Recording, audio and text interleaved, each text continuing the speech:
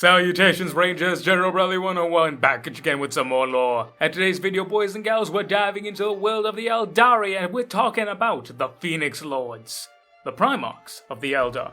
Well, kinda, not really, but maybe, it depends, it's kinda weird. I mean, you could say that about everything in 40k to be honest. But, without any further ado, ladies and gentlemen, we're gonna be covering every single Phoenix Lord in all their detail today, or as much detail as GW has given us. Some of them a lot, some of them not really that much at all. Literally one of them only has one sentence. Yikes. But before we can get talking about each individual Phoenix Lord, let's first answer what exactly is a Phoenix Lord. So, a Phoenix Lord is the founder of the Aspect Shrines. Now, what exactly is an Aspect Shrine? In the Eldari culture, there are two types of warriors. There are the Militia, aka the Guardians, but then there is also the Aspect Warriors, the professional soldiery, or the Warriors. And each and every Aspect Warrior comes from an Aspect Shrine, which is a different shrine dedicated to a different style of fighting. Some of them specialize in heavy support, fast hard-hitting moving tactics, heavy infantry, blade work, etc. Now, each one of these shrines was founded by a Phoenix Lord, the person who created the shrine. Think of them kind of like Space Marine chapters, with the Aspect Warriors being Space Marines, the shrine being a chapter, and then the Phoenix Lord being the Primarch. Not exactly a one-to-one, but you know, close enough. And to all my Eldar players, I'm sorry I'm comparing y'all to Space Marines, but it's just a really good comparison. But then that begs the question, who was the first one to found the Aspect Shrines? And then that leads us on perfectly into our first numero uno chap, the one, the only, and the most underrated character in all of the Eldar, Azamin, the Hand of Athelion. Now, prior to the fall of the Eldar, Azamin was actually known as Athelion, and he together with his brother Theseus were like, hey, let's go and join the Exodites because they kind of have the right idea, all of these hedonistic nonsense, not really my cup of tea. So they decide to go and join that. But lo and behold, the worst comes to worst, and Slaanesh is born and the Eldar fall. During this time, Athelion and his brother will be swarmed by demons uncountable and they will be basically lost. But during this time, his brother will become possessed by a demon, which would then force Athelion to have to kill him. After this, he would then find refuge in a shrine to the Eldar gods, which the demons wouldn't come to, because whilst most of the Eldar gods were dead, their presence still lingered a little bit, and it was enough to give the demons the bad touch. They were like, right, nope, not going anywhere near that. Here, Athelion would live for a couple of years, and he would fall into a deep depression, contemplating and, if somewhat to believed, even attempting suicide, but he did not succeed, thankfully for everyone involved. Eventually, however, he would meet a feral Eldar child. Well, it's described as a child. She wasn't actually a child, she was more like late teens. Not exactly an adult yet, but not exactly a kid either. Known as Farathil. Now initially, Athelion would like snub Farathil because he was like, my brother is dead, I'm living in a hellscape, I'm surrounded by demons, I don't need this literal feral blood child to deal with. Can you like not right now? But he did kind of allow her to exist. So it was this weird thing of, yeah, they knew each other, but he just kept away, he didn't want anything to do with her. That was, however, until her masters would come a-calling. But it turned out that Farathil was actually a former Hekatari blood bride. But after having to slaughter a bunch of helpless slaves, she was like, yeah, no, this sucks, I don't like this, and she bounced. From there, her masters would then pursue her because, you know, Dark Eldar, Dark Eldar. But seeing all this and realizing that this person was in danger and this was not actually someone who wanted perversion and death and destruction, that is what kind of finally broke Athelion out of his stupor. Seeing this and seeing everything and realizing that he was still alive and he still had a job to do, Athelion would draw his blade and he would charge forward and save Farathil. During this process and afterwards, he would name himself as Azamin, after the chief god and the Lord King of the Eldari god pantheon known as Athelion. From there, Azamin would then decide that he would take the girl as his disciple, and he would travel and find many others who would then want to join them together and form something different, something new, to teach the Eldar of old what was lost and to prevent what was there to being lost and devoured by the hungriest void that was the Dark Eldar. His first initial followers were Farathil,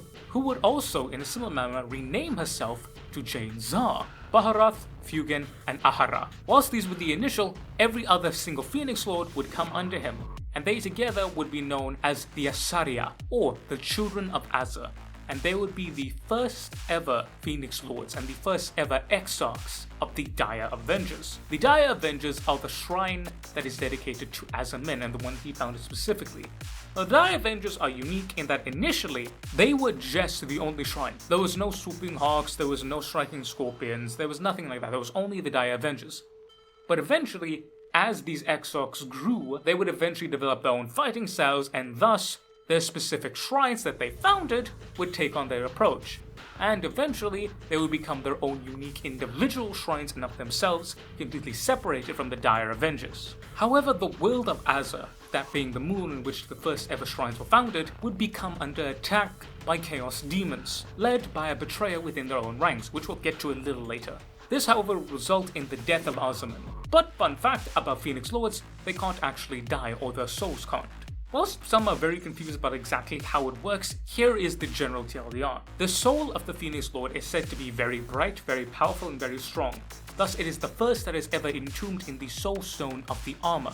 The armor in of itself keeps on getting a Soul Stone each and every time a new Phoenix Lord is added. Because when a Exarch dons on the armor of Phoenix Lord, they do not control the armor. Rather, it is the soul of the Phoenix Lord originally, i.e. the first ever one, that then combines with this new soul and then is reborn anew. I.e. it's the case of the flesh in of itself, the body of the particular Exarch, is given unto the first ever Phoenix Lord, and the soul of the Exarch joins with the Phoenix Lord and becomes part of the Phoenix Lord's new soul. Which kind of makes sense why they're so bloody powerful, because not only do you have a Phoenix Lord whose soul is very, very strong in the warp, it now has the power of countless souls attached onto it, meaning that it keeps on getting stronger and stronger and stronger.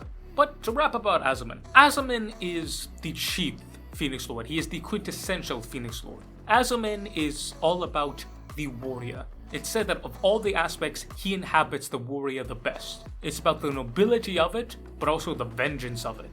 The idea behind it is this: a warrior during peace is noble, true, honest, and just. But in a time of war, when his people are threatened, he becomes the wrathful hand of vengeance incarnate, vengeance made manifest, and he is a destroyer unlike any other. In fact, that's why he has the yin and yang symbol on him. It's meant to represent the two aspects of a warrior, the noble defender and the vengeful wrath executioner. And again, I mentioned that he's super slept on because not only is his story really great and the whole idea of him gaining new purpose and becoming a defender, because he fell into depression because he could not save his brother. So he was like, you know what?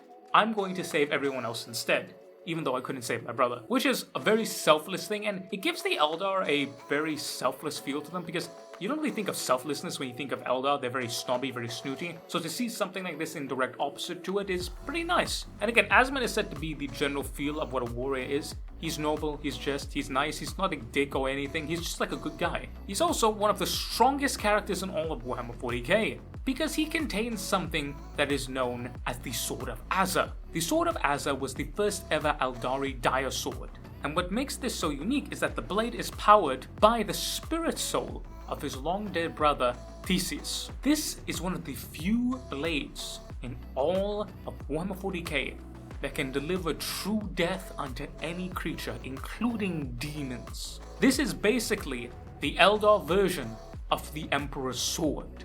It can kill demons, any demon. And in fact, it's theorized that if Azamin were to fully embrace the whole Yanid Yavari thing, much like Janezar, he would then be able to kill a god properly. Now that is purely theory, but it can already kill greater demons, so if it got powered by a god, it should have god-killing powers, and if the Emperor's Sword can kill gods, well, you know, it's a lot of hearsay, but it's not exactly that crazy. But all in all, Azamin inhabits the warrior. He is what the Eldar wanted to be. He's what the Eldar were before the fall, and he represents what the Eldar are trying to save after the fall. He is nobility incarnate. Nobility not just for the Eldar, but nobility for all. He is the warrior's aspect, and the most noblest version of Cain. And I probably should have mentioned, each and every single one of the Eldari aspect warriors are indeed an aspect of Cain, Caleb and Shakain.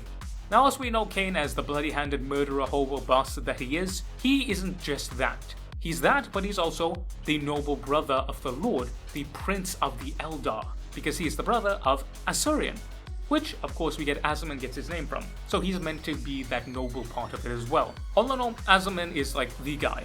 He is the great, the Dire Avengers are the aspect warriors, they are just general purpose specialists, they're great in everything, and they're the noble, they're the nicest, the best. He is indeed the Eldar good guy. And yeah, like I said, deserves a lot more. But from the quintessential Eldar man to the quintessential Eldar female, let's talk about Janezar. The story of Janezar goes back to the pre-fall of the Eldar. Her parents actually sold her into slavery. Not off to a good start, but specifically they sold her to the Witch Blood Pits. Now these weren't Dark Eldar yet, but these were the proto-Dark Eldar, the precursors to the Dark Eldar. And she would grow up in these pits fighting, and she would eventually rise to become a Hekatari Blood Bride, the highest ranking gladiatorial position that a female Dark Eldar could achieve. But while she did embrace the whole bestiality, carnal warfare of destruction, she never really had a heart of cruelty in her. So eventually when she was forced to kill unarmed slaves, like slaughter them wholesale, just because, she realized that this is what the Dark Eldar wanted of her, and she didn't really like that. She liked a good fight, but she didn't want to kill helpless people. So she was like, yeah, no, this is lame, I'm gonna go, bye. So she escaped, and eventually she would come across Athelion, and they would have kind of a little bit of a rock relationship, not really. She was kind of interested in him because, you know, he was someone who wasn't a Dark Eldar, which was like, whoa, new person. And he was like, for the love of God, kid, leave me alone. But it was a live and let live type situation. However, eventually the Dark Eldar would come a-calling, and she would be forced to skedaddle. But with her being outnumbered and unarmed, she would quickly fall, and Lord knows almighty what the Dark Eldar would do to her. That was until, however, Mr. Azamin came in and killed all of those boys. And from there, Varathiel, as she was known, would be renamed into Janezar, and she would form the Howling Banshees Temple. Janezar is known as the Storm of Silence, and much like the Howling Banshees, she is very much about quick carnage. It's the quick, decisive strike, but more so, it's also the spectacle of it. She was said to be the first ever Eldar to develop the Psychic Scream, the one which the Howling Banshees are known for. And again, if you take a look at her design and you take a look at the way she fights, there's a lot of Dark Eldar witch in it. It's all about the quick, fast, hard-hitting carnage, but it's also a little bit about the spectacle. To think about it, that Psychic Scream, that is something that is very Dark Eldar coded. The idea behind it to slowly creep up, to slowly prowl into an enemy before lashing out at them with a vicious scream to disorientate them, before ripping them apart in a violent torrent of bloody carnage, that is what it represents. And that is what she represents. She is said to represent the whole violent aspect of Caleb and Chicane, the thrill of battle, the enjoying the fight, the quick, the bloody, that's what it's meant to be. But while she is very barbaric in her combat style, in terms of her personality, she is very much passion-driven out of a sense of love. She's not a cruel person, she's a very passionate person, and sometimes that can come off as her being rash, but she just wants what's good is done. And that is represented perfectly with her latest additions in the lore. Now she's one of the most active Phoenix Lords in the setting, coming notably to the aid of Craftworld's Bieltan and Ulthwé, but specifically it'd be during the latter part of the millennium which she would come to the aid of Craftworld Bieltan. Now she would fight with the demonic forces led by the Master of Slaanesh, as well as everyone's favourite bloodthirster Skarbrand. But from there she would discover the Inari, and she would be the first ever Phoenix Lord to wholesale dedicate herself to this new faction, and she would dedicate herself to protecting Yvraine during the Psychic Awakening, specifically an assassination attempt by Janezar, the founding master of the Incubi, and then later by the Keeper of Secrets known as Shalaxi. After this, she would then pursue Janezar into the Webway because, trying to kill a friend, not really a good idea, especially with this chick. But she would be led into the mysterious region of Kamara known as the Shardom, specifically the tainted plains of the Elendrach. There, however, she and her Howling Banshees would be ambushed by pretty much every Incubi that there was, and they'd be slain outright, with Janezar cutting her in half. And he believed that this would be the final death of the Phoenix Lord, because with her armor being not only in Kamara, but specifically in this tainted area of Kamara, no one could come and get it. That was, though, until Yvraine arrived. Now, she didn't actually arrive in Kamara, but she sensed the death of Janezar and she prayed to Ynid that she would be reborn. And lo and behold, Janezar would be reborn properly. But not only would she be reborn with the Exarch Quitinya donning on the Phoenix armor and the Banshee mask, she would be born anew blessed with the power of the God of the Dead. And for the first time forever, a Phoenix Lord was imbued with the patronage and the avatarship of an Eldar god. Now Janezar would learn about this and he would lose his mind completely. And she and Janezar would arrive at Xandros and they would fight a massive duel. Now this was actually the same place that the duels between the Phoenix Lord Ahara and Kadrandros were fought about, a couple thousand years earlier. Again, we'll talk about that next. So Janezar was all hyped up on the blood murder and he was ready to get Jane. But lo and behold, he forgot that she had a power up. And lo and behold, with the divine energies of Ynid coursing through her, she was able to absolutely annihilate Janezar, killing him outright and removing what had been the greatest thorn in the side of the Eldari, and possibly a stain on their legacy for all time. To sum up Janezar, she represents the whole violent bestiality urge that is K. But while she is indeed violent, and while she can be bestial and very rash and wild, she's not exactly cruel. She has a deep sense of love for her people as well as people around her. Thus, that's what drove her to make her decisions. She's passion incarnate, and her aspect mortars represent that well. So while she may exactly be pretty rash and gruff and rough, she's not exactly callous, and she cares about those around her. And that shows, with her being the first, and to my knowledge the only Phoenix Lord to actively join Ynid as well as the Inari. And with her whole power-up and everything in between, if GW ever decides to revisit that storyline, which it probably won't, we could see her becoming something very, very, very unique, and something more than a Phoenix Lord. Not exactly a god, but something definitely more than that. But I mentioned Karandros, and let's talk about this fella. Karandros, known as the Shadow Hunter, is the Phoenix Lord of the Striking Scorpions. And this is actually unique because Karandros is not the original Phoenix Lord. He's rather the successor after the fall of Aharas. As I mentioned before, Aharas was one of the first ever followers of Azamin, and he was the first ever Striking Scorpion, colloquially known as the Father of Scorpions. At least that was his original title. You see, eventually he would fall to the lust of chaos, as he was always said to be proud and vain. But unlike the other proud Phoenix Lords such as Dranastra, he wasn't tempered by loyalty. So when tempted by chaos, he fell head first, and he would be the one that would actually lead to the demonic invasion upon the moon of Aza. Now during this climactic, destructive battle, the Phoenix Lords would actually lose and the world would be destroyed. Though it was sort of a draw, really, because whilst indeed they did lose the world, they didn't exactly gain much in return. But from there, Ahara himself would fled into the webway, and he would gain a title that is unknown by most Eldar. It's said to be something kind of like, black speech, I guess you could say. So it's like, don't exactly speak it, but it's like, shh. But it is said to translate into the fallen phoenix who burns with the dark light of chaos. Quite a mouthy title, but hey, it's out. Now from here, he would go on to become the first ever hierarch of the Dark Eldar Incubi, and he would found that whole school. It's kind of a dark mirror of the aspects, and it is rumored that he is Janezar of the modern day, hence why I mentioned earlier with Janezar wiping out the legacy. Now it's not exactly confirmed, but it's speculated. Now at this time, Karandros was a Striking Scorpion's exarch, and he was said to be the greatest student of Ahara. This betrayal really did sting at Karandros. Thus from here, he would then learn about the faults of his predecessor, and his goal would be to not only expunge the taint from his school, but also to fix it and change it. Thus did he change many of the aspects of it. First, he tempered the Striking Scorpions. They were meant to wait. He also made sure to instill a sense of loyalty to them. Again, they were meant to do this duty in service to their fellows, to wait patiently and do what others could not do. But this was because they were better, this was because that they specifically had changed for it.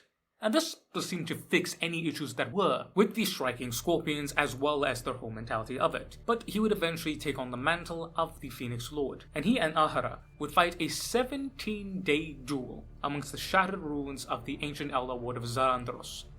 But Karandros was never there to kill Janezar. He specifically wanted to get the Incubi into a bloodlust. Thus he baited him, he goaded him, he talked shit, and he got him into the mindset where the only thing he could do was murder. And on the 18th day, he just dipped. Now, some of you may be asking why. It turns out that Janezar had brought a massive chunk of the Dark Eldar Incubi, and Janezar, seeing him robbed of his kill, drove him into a blood rage, which then caused him to murder most of the Incubi, permanently hurting and limiting the numbers of the Incubi cult. Again, with the whole Striking Scorpions thing, patience, doing what can be done, not going for personal glory. It's a nice little way of showing that, hey, we did this differently, we are different here, not only in words, but in action. And personally, I quite like it. Karandros is interesting in terms of Phoenix Lord because he's described as being the youngest of them, but also having a massive chip on his shoulder. But not really in the sense that he feels like he needs to do stuff, it's more so the sense that he feels that he can't fail. If he ever makes mistakes or he's ever questioned, he's very apologetic, he wants to do right, he's very much the I need to be perfect because my dad wasn't perfect, so I need to get this done right. Karandros isn't the son of Ahara, it's just like a comparison between the two. So it is the case of he feels like he owes something to the other Eldari. His was the only temple that had their Phoenix Law fall, period. So now he's like, okay, I need to do something. I need to show them. But because his master fell due to personal ambitions are not really what he strives for. It's something different. He wants to be a helping hand. And it's kind of really sympathetic because He's not arrogant in the slightest bit, he's just really, really upset that this happened. And he wants to prove to everyone that he's still good, that the Striking Scorpions are still good, and that everything is alright, which is, it's really sympathetic, man. You really do feel for the guy, because he's trying his damnedest. He's like, no, I'm not a bad guy, we're not bad guys, that guy may have been bad, but no, we're alright. I really feel for the guy personally. But again, he is supposed to represent the patient aspect of the hunter. Striking Scorpions are very interesting and unique because they're close quarters, heavy assault melee infantry, but they're also stealthed as well. The idea behind it is that they're meant to wait in darkness, cloaked and hidden, waiting until the perfect moment to strike. And when that strike happens, they don't strike and fade, they strike and stay. Their armor specifically is going to be heavier than that of other Eldar, as well as them wielding chainswords, as well as mandiblasters, close quarter shotgun-like weapons. It's just like, they're meant to wait for the perfect time to get stuck in, and when they get stuck in, they're not leaving until either you kill them or you die. Simple as. And it's meant to represent the patient hunting aspect of Calum Chicane. The idea of waiting for the right time, and when that time comes, finally unleashing the vengeful rage that you've had building up within you. And honestly, one of my more favorite Phoenix Lords. We then have Drastanta, known as the Tempest of Starlight. And he's currently the only missing Phoenix Lord at the time of recording. Now this chap is the founder of the Shining Spears, aka the Jetbike Lancers, and he's said to be overproud and the lover of battles. He loves glory, but unlike Ahura, he understands his place, and his loyalty to Azamin is second pretty much to none. He's very much proud and boastful. He's like, look at me and my glory, but at the end of the day, when push comes to shove, he will be the first to give his life. And this would actually come to bite him in the ass a little bit. Because when Ahura led the conquering of the world of Aza, he would be off on a campaign fighting for own personal glories. And this would actually cause him to be delayed when he got to the homeworld. And he would find Azamin already dead, surrounded and slaughtered, without the Rastra by his side. Now this would absolutely send him into a rage, and he would end up slaying the Keeper of Secrets known as Ankari. He was said to be with such sorrow and rage that he would kill pretty much everyone and any demon that fall in his path. And it's said that the energies of his star lance, known as the Celestial Lance, was said to be so potent and terrible that its mere presence would banish lesser demons, and this is what enabled him to banish greater demons back into the war. However, after the battle, he would, a mixture of shame and God Almighty knows what, he would go in to do his own thing. And he's never been seen since. It's unknown exactly whether he's still alive or what happened, but it's very much the idea of this once proud man now going into exile out of shame. Now again, Drastanta is meant to represent the idea of glory, the proud warrior, the champion. That is what he's supposed to represent out of Cain. But in pursuing that so doggedly, he allowed what he truly valued most, his loyalty and protection of his master, to be forfeit. Thus, he's trying to learn balance. Not really much on this guy, but again, it's very much a classic case of really wanted glory, glory cost him, and now he's like, I'm sad. We don't really know much more about him, but it's like, maybe, maybe not. But it leaves a lot for GW to come through. Again, to me, it could be a Lion situation where he learns from mistakes and he comes back, he's much more measured, much more understanding, and it's just a better version of what we already got. But all in all, it's pretty cool. I mean, Shining Spears are great, launching jet bikes are awesome, God knows I love them, and not really much in his story, but there is a lot of potential there. Now next up, we have something that is really cool and just very, very, very underrated in terms of Eldar lore. We then have Irithiel, the Shade of Twilight, and he's the Phoenix Lord of the Shadow Specters, which were pretty much extinct for the longest time ever. So Irithiel was again one of the disciples of Azamin, and he would be known as being very calm, very dutiful, very stoic. He was very much that whole gentle character who had a duty to do and who was just happy doing it. But his contentment would be disturbed, because he would have a vision of his homeworld, that being the craft world of Mimera, being consumed by yet some unknown Xenos race. From here, Athelion would then request permission from Azamin to go and stop this. Azamin would then agree. From there, he would then enter into the webway, and he would then travel the webway trying to find his lost craft world. What first he would find is demons, particularly a greater demon, Keeper of Secrets of Sinesh. He would fight the demons as well as the Keeper of Secrets, but eventually he would come out victorious, banishing the demon as well as sending them scurrying back whence they came. Now again, it's unknown if he had anyone with him at this time, but from all intents and purposes, it's considered that he did this alone. And if he did in fact do this alone, like holy cow, how strong is this guy? But given how strong Shadow Specters are in general, it does kind of make a little bit of sense. I don't know, it's a little hazy, but hey, he's really good at what he does. But to be fair, it is said that after he fought this massive battle, he was pretty cooked.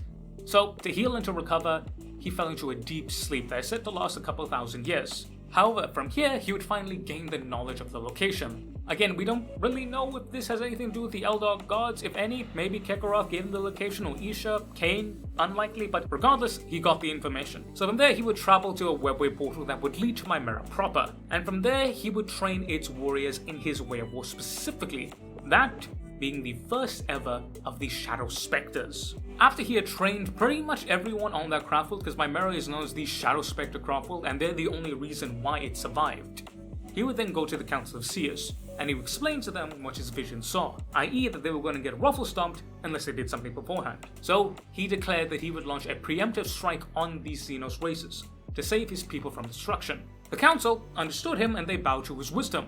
And lo and behold, they gifted him over half of their warriors, half of the warriors of a craftworld, and they would leave to destroy this threat. Now during this time, the vision had actually changed, but Irithyll didn't exactly reveal this to everyone else. He would indeed save the craftworld, but it would cost him his life. So you can understand why he'd be a little hesitant to talk about this openly. But from there, Irithyll and the Warhorse would descend, and well, no one really heard anything. Many decades had passed and decades turned into a long time, and then basically the crop world was like, yeah, they lost sadly. They would be mourned, but Merian would continue to honor the Phoenix Lord by training his warriors and pretty much every single aspect warrior that they had in the way of the Shadow Spectre. And that's how they would become known as the homeworld of the Shadow Specters. But in truth, Irithyll and his boys succeeded. It is said that they managed to decimate an entire species of reptilian Xenos, eventually turning their homeworld into a graveyard, their homeworld known as Bethalame, or later the Imperium, a man would know it as Batalis III, which they would eventually turn into a mining world, because leave it to the Imperium to turn a battle site between two ancient races into a goddamn mining operation. The Emperor protects, I guess, but Irithyll would perish here as long as with every single Shadow Spectre that's sent with him. But during this time, he would actually be buried underneath mountains of Earth. It was said that he would be held in the very core of the planet. And it's said that from here, ice, rock, and dust, everything will coalesce around forming this type of protective spear, meaning that his panoply remained unrecovered. And as we mentioned, if you can't get the armor of a Phoenix Lord, the Phoenix Lord is essentially done. And this would have a terrible effect for everyone outside of Marina. For the Shrine of the Shadow Spectre would eventually become extinct. Because again, with there being so few others who weren't in Marina, and Marina being stuck in the webway, and with them not being able to recover the armor, meant that there were very few exarchs left. And with the nature of the Shadow Spectres and how they are about duty, meant that they died rather quickly, and eventually would become extinct. Or so they thought. And as I said, Marina would continue to create more and more Shadow Spectres. Eventually, however, they would discover the location of Bethlehem in the 41st millennium. How exactly they came across this, don't know, it could be some more Eldar god nonsense, but they would discover what was going on. And so, the High Farseer, the leader of Marinette, known as Belanath, would then lead a full-on mission to get this armor back. And lo and behold, they would succeed. You know, they had to kill a couple human beings and guardsmen in between, but hey, it's alright. From there, the Phoenix Lord would be recovered. Not only would he be recovered, but he would be revived. And lo and behold, Marina would emerge from the webway, and with Irithyll at its helm, the Shadow Spectres would become widespread once again. And indeed, the story of Irithyll would come full circle. He would give his life to protect Marina, and in return, Marina would return the life that he gave unto them. All in all, pretty cool story. Honestly, Irithyll is one of my favorite because, again, he's not very Eldar-like. He's all about duty, calm. As I said, he's meant to represent the dutiful protector of Caleb and Shakane. He's all about doing his duty, he's all about doing it very thoroughly. And again, the Shadow Spectres represent the immortal duty of it all. They're a very unique unit, and it's weird because the Shadow Spectres are very much tied to Wraithguard, and it's unknown if the actual Shadow Spectres themselves are actually Eldar or they're Wraith constructs. As you take a look at them, it's kind of weird, but they look gorgeous, they're great, their whole aesthetic is perfect. Love the dude, love his people. Pretty solid. Alright, next up we have one of my favorites, my beloved, the big old fire dragon boy himself, Fugan, the Burning Lance. Fugan, of course, founded the Fire Dragons, and he represents the total destruction of the foe, sheer and utter rage, wrath, and carnage. Not going to spend too much time on this lad because I do indeed have a full-on video about him and the Fire Dragons as a whole, but basically he's meant to represent destruction incarnate. He is armed with heavy-duty armor. Fire Dragon set up with one of the heaviest armors of all the Aspect Warriors, and he has a melter gun, or a fusion gun, but it's basically a melter gun. And they're actually unique because they're said to favor melee as well, known for their axes. But Fugan is known as the Herald of the Rana Dandra. Basically, when he shows up again, shit's gonna hit the fan. And since he is indeed back again, shit is most likely gonna hit the fan. But it is said in Eldar mythology that he will bind the dragon of Eldar mythology to his will, and he will use it to burn the dark gods. And in this, every single Phoenix Lord is set to fall, but he said that he will be the last one standing, delivering the final death unto the evil ones. Again, really cool, and he's all about wrath and destruction, but specifically, they enjoy it. Fire Dragons and Fugen, they enjoy what they do. They enjoy delivering wrath and destruction. They're not cruel or callous, but they live for battle. Again, he's the only other Phoenix Lord to express joy, the other one being Baharath, but with him, it's more the idea of, we're destroying this, we're killing this evil. We are eradicating evil, and that's something we should be happy about, we should be proud about. And again, Fugen is one of those Phoenix Lords that has a really solid kill count to him. He's very much the big dude. He enjoys what he does and he enjoys protecting. And again, one of my favorite guys, I love him. Big fire, big axe, love the guy. Pretty solid. Again, not really speaking too much about him because I have a full video about him, but he is the aspect that represents destruction. But again, it's not destruction for the sake of destruction, it's destruction with a purpose. He knows what he's doing and he knows what he represents, but instead of despairing over it, instead of despairing that he is a destroyer, that he is going to be the herald of the end times, he understands what it means and he accepts his fate. It's the idea of acceptance, of him being relatively happy. And you know, I kinda get with that, I vibe with it a lot. Besides, multi-gun plus heavy armor and melee, I love it. I love it too. Alright, next up we're gonna have a 2-for-1 deal. That being Baharath and Maugun Ra. Now, why am I doing these two fellows in one? Well, quite simply put, it's because they're best friends. And they're completely diametric opposites. Baharath, or the Cry of the Wind. And then we have Maugun Ra, the Harvester of Souls. The latter founding the Dark Reaper aspect shrine, and the former founding the Swooping Hawks aspect shrine. Now these are complete opposites in everything as them. Baharath is all about quick movement, he's all about getting in up close and personal, that is his whole shtick. Whereas Maugun Ra is all about being heavy, being chunky, and hitting people far away with long-range fire. Also, their personalities are completely different as well. Baharath is said to be the most happiest and friendliest of all the Phoenix Lords. Why? Because he enjoys the feeling of the sun on his skin as he flies through the air. He's happy-go-lucky, he enjoys his life, he enjoys what he does. He is indeed meant to represent the idea of the fast-moving warrior, but also the enjoyment of it. Again, very similar to Fugen, but whereas Fugen is the enjoyment in the destruction of the foe, Baharath is the enjoyment of the actual activity of it. It's kind of like the more lighter PG side, I guess you could say, kinda, but not really. Like, don't get him wrong.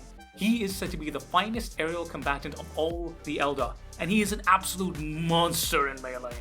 Specifically when he fights in a Tempest formation.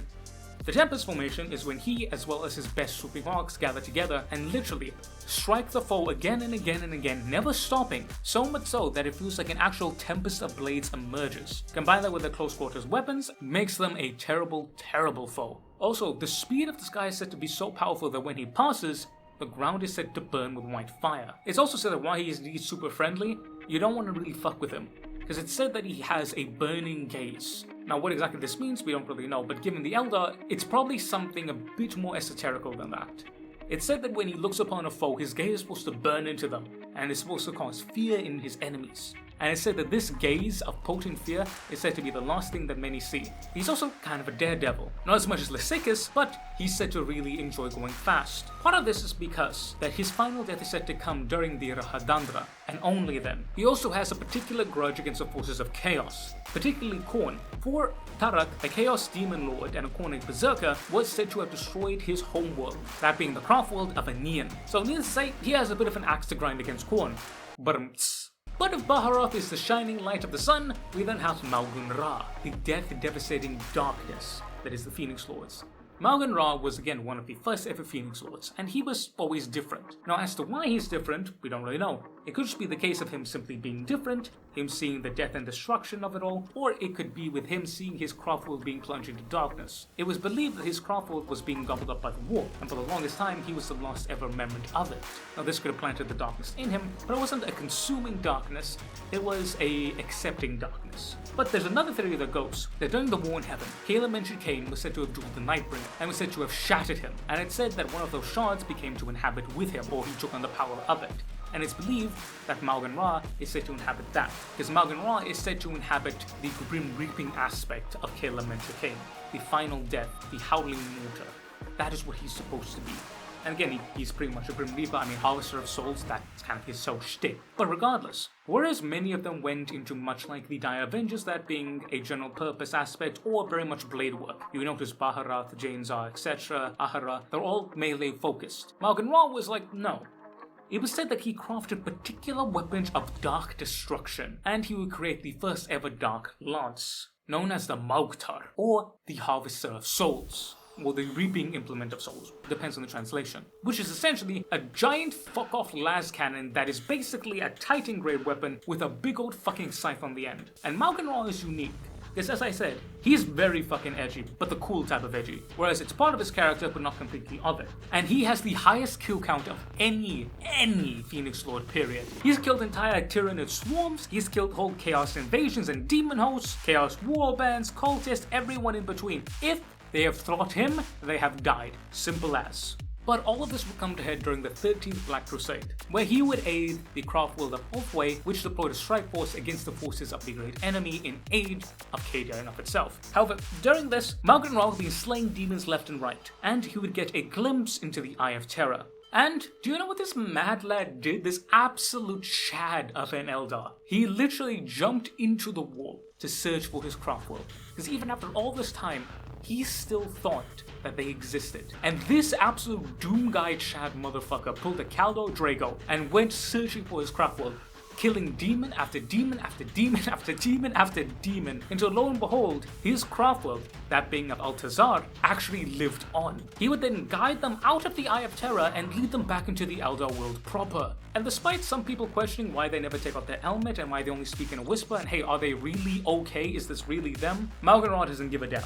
He has his boys back and he has become the leader of this place and their Phoenix World proper. And again, it's why I love him so much, because not only is he buff as fuck, holy shit, look at this absolute chat of a man, but he is different from all of the other Phoenix Lords. And again, he's edgy, yes, but he's not only edgy. The moment this guy got a chance to save his family, his craft world, his home, he took it without a second of hesitation. And lo and behold, he dived in there head first, and he did it wholeheartedly. And with him coming back, Baharath and the Swooping Hawks are said to be one of the few that actually fully trust this craft world wholeheartedly. Again, I love the whole brotherly bond these guys have. One who's super buff and like destruction and like toughness and all that, and another dude's all about quick, lightning fast assaults and everything. It's so cool. I love it, and I love how they're together. It reminds me again really much of the Blood Swords as well as the Star Dragons, but any type of really just cool bromance that like diametrically opposed opposites that should hate each other, they actually love each other. It's really cool, man. I love it. It's great. Those two, awesome. Quality. Quality.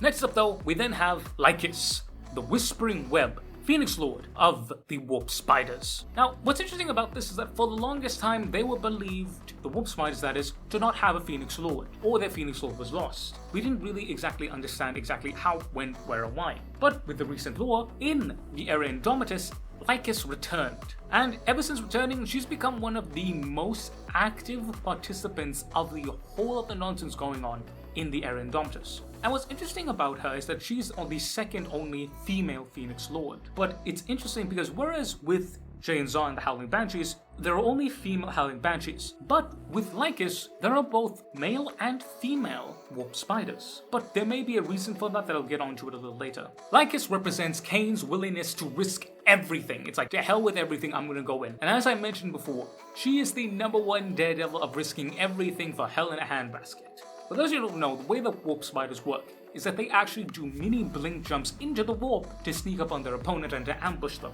And if you know anything about the Eldar and the warp, that is very fucking dangerous. But ever since her return, Lycus is said to be kind of like the Legion of the Damned, always appearing when they need her. And it's said that she is able to travel vast distances unlike her counterparts who only do short jumps because of her unique weapon, known as Weave Render. A magical sword that is so sharp it can pull a Virgil and cut through dimensions. Now, it's rumored by some that this actually comes with a cost. You see, she is known to disappear for massively long periods of time. Just absolutely vanish, simple as. Now, some people theorize that's because that's her fighting demons. Because with her jumping in and out of the warp so frequently, her soul has come under attack.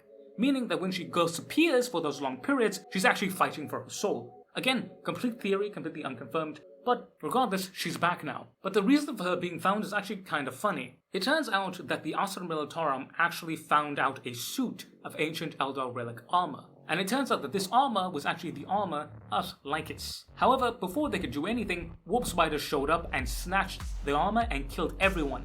It's actually funny because the company commander was executed for lack of foresight and failure to protect the relic. Which is funny because I'm like, these are literally dudes who ambush you from the warp and they're Eldar against guardsmen.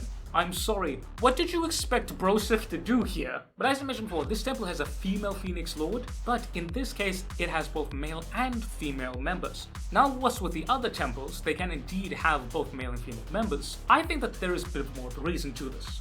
You see, on the craft world of Keldor, there is said to be the legend of Lycoside, known as the Wraith Spider, and it's said that he was supposed to be the first Phoenix Lord. Now what's interesting is that Lycoside is said to be sort of the Eldari ghost of the Warp Spiders. It's said that he appears only when the time is needed, and that his timing is said to herald victory.